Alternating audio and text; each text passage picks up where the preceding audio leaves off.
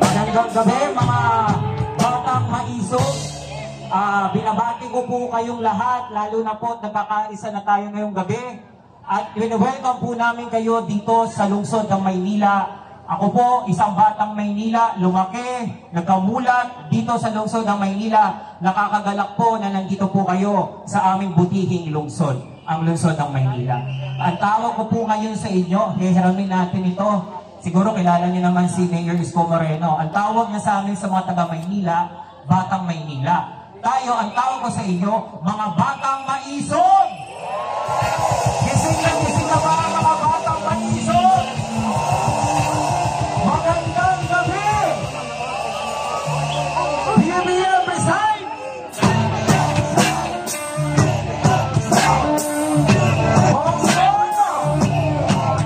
Narinig po ba kami dyan sa Malacanang? Malakas na ang sigaw ng taong bayan. Maraming salamat po. Gusto ko lamang po itagay sa inyo ang issue po sa walang hiya pong ginawa nila sa ating pinakamamahal na Vice Presidente Inday Sara Duterte. Napanood niyo po ba yon sa Kongreso? Nakita niyo ang agila na sinakmal at tangkang sasakmalin ng mga buhaya. Bahala na ho kayo kung sinong buhaya ang gusto niyo i-imagine sa inyong mga sarili.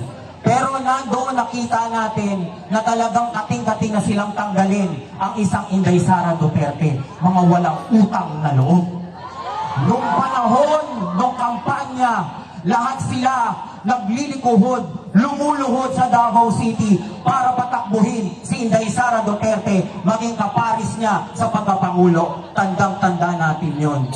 Yung mga politiko ngayong tumatalima sa mga sinasabi nila noon, nakakampi nila si Inday Sara Duterte. Ngayon, mga masasakit ng salita ang kanilang mga sinasambit. Hindi natin kakalimutan yan.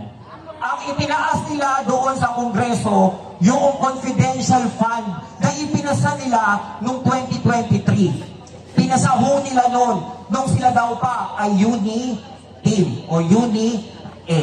Ngayon, dahil kaaway na nila si Inday Sara, sa September 20 po, pakitandaan nyo ang araw na yan. Pangalawang strike po yan na kanilang ulit babanatan si Inday Sara sa Kongreso. At ang gusto nila, zero budget daw.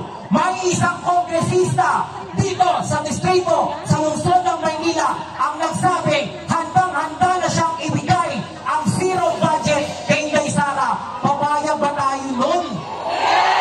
Papayag ba tayo mga batang maisog? Hindi. Dahil nagtatrabaho lang naman ang OVP. Bakit po ba kayong kating-kati natanggalan ng pondo si Inday Sara at ang OVP? Ang OVP po ay isa sa pangalawang pinakamataas na ahensya ng ating pamahalaan. Dapat po dyan may courtesy.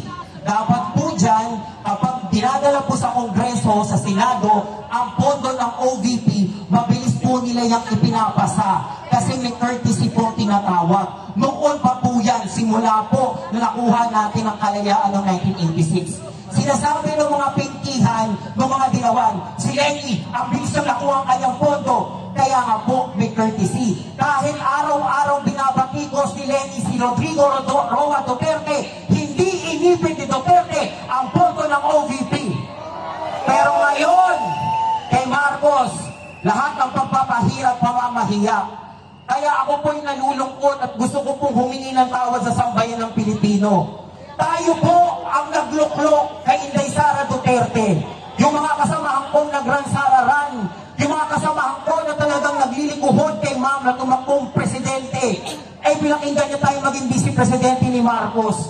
Tinulungan natin si Marcos, pero ano yung sinukli niya kay Sara Duterte? Budol! Budol, binudol ang bayan natin. Kaya yung pagkakawatak-watak po natin, isang tabi po natin. Hindi lang po ito usapang KOJC. Nakikiramay po kami sa mga namatayan po doon po sa ating mga kapatid sa KOJC. Dahil katulad ho ng pahayag po ni VP Sara nung anniversary niya po, happy anniversary pa rin po. na humihingi po siya ng kapatawaran. Ako rin po'y humihingi sa inyo ng kapatawaran kasi isa rin po ako sa sumigaw ng unity team ng BBM Sara dahil akala ko ibabangon ni Bongbong Marcos ang Pilipinas. Yung pala, wawasakin niya ang bayang Pilipinas. Sa mga malihim na Pilipino, huwag natin sayangin ang pagkakataong ito na huwag tayong husgahan ng ating mga apo na kapag tayo'y patay na, sasabihin nila, yung lolo ko, walang ginawa yan. Yung lola ko, walang ginawa yan. Hinayaan niyang magnakaw ang mga Marcos. Kaya ngayon, hirap na hirap pa rin kami sa buhay. Yung mga narito, ito ang tunay na bayani. Bayani para sa bayan. At sana, tumayo tayo para sa bayan. Dahil mahalin natin ang Pilipinas. Hindi po ito usapin ng buhay niyo lamang. Buhay po ng susunod na henerasyon. Pag natakot na tayong magsalita, diyan nagsisimula ang diktadurya. Dahil sa huling hininga ko, Bongbong Marcos at buong pamilya mo, sisigaw ako kahit mag-isa at sasabihin ko lahat ang kamalian na bakit ka namin nailagay sa Malacanang. Wala nang BBM, wala nang Marcos ang makakabalik sa palasyo ng Malacanang. Protektahan natin ang mga kapatid natin sa KOJC. Mahalin natin sila, ipagdasal natin si Pastor Tibuloy, ipagdasal natin si Inday Sara Duterte, ipagdasal natin si Rodrigo Roa Duterte, ipagdasal natin ang Pilipinas. Bongbong Rizal! Bongbong Rizal! Bongbong Rizal! Bongbong Rizal! Maraming salamat po at magandang gabi. Mag-ingat po tayo lahat. Okay. Maraming salamat po. Muli, palakpakan po natin ang isa sa ating mga resource person, si Sir Daniel Nobleza. Palakpakan po ulit natin. Mga kababayan, ngayong gabi po na ito, nais po nating i-acknowledge lahat ng mga sectoral organizations. Marami po ditong mga sectoral organizations, mga parallel groups. At yan po ay nais nating pag-isahin sa ating koalisyon.